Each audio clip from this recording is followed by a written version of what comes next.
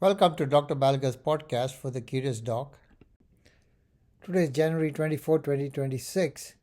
This video is on a New England Journal of Medicine perspective published online today, titled The Hypertension Control Paradox. Why is America stuck? What blood pressure goal do many US programs still track? Often is less than 140 by 90 millimeters for control. The newer thresholds consider less than 130 by 80 millimeters of mercury.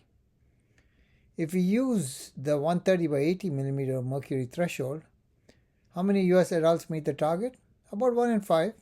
That's about 20.7%. How common is uncontrolled high blood pressure in the US? Roughly half of the people who have hypertension are not controlled. How many adults with hypertension are unaware they have it? About 40% remain unaware. What fraction of adults with hypertension take medication? Only about half are treated with medications. How has US control changed over time? About 10% were controlled in 1972, peaked around 54% between 2013 to 2014, fell to 44% by 2017, and now only about 50% are controlled. Why do Canadian data suggest it is achievable? Canada increased control from 13 to 66% within a decade. What is high-performing US example? Kaiser Permanente, Northern California reached 90% control using protocolized team-based care. Why does blood pressure control matter at population scale?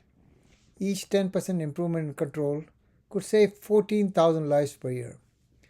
What's the paradox in hypertension control?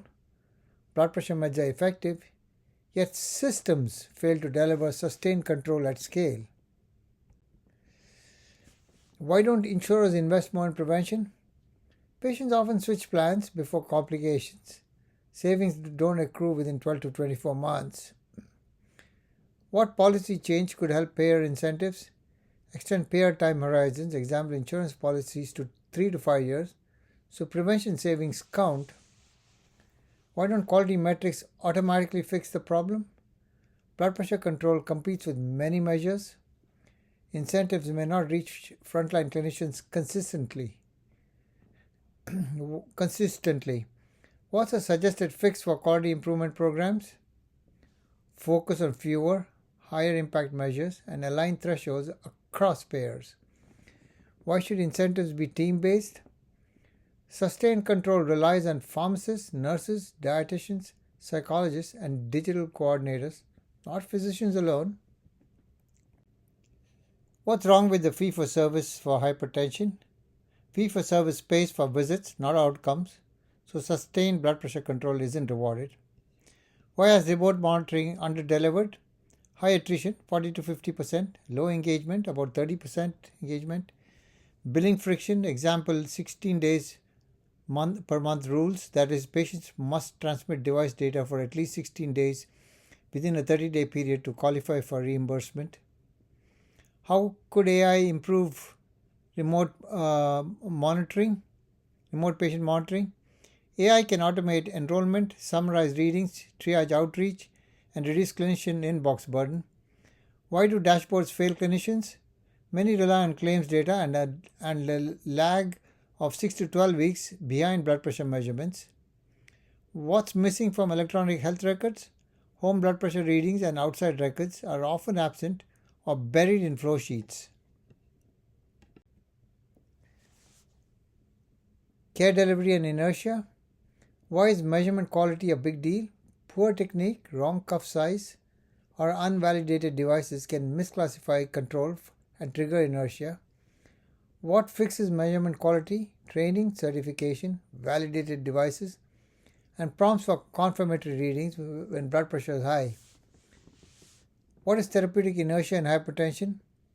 Failure to intensify therapy, dose not increased in 65 to 80% of visits when escalation needed. What follow-up interval is often recommended after intensifying medications? About 2 to 4 weeks, though many patients are scheduled 3 to 6 months out. What care model reliably boosts control? protocolized, team-based care with embedded medication algorithms and delegation to pharmacists and nurses. More in the New England Journal of Medicine article. Podcast brought to you by masterbedfacts.com. This podcast is for physicians and healthcare providers. If you enjoyed this video, please like, subscribe, and forward to your friends.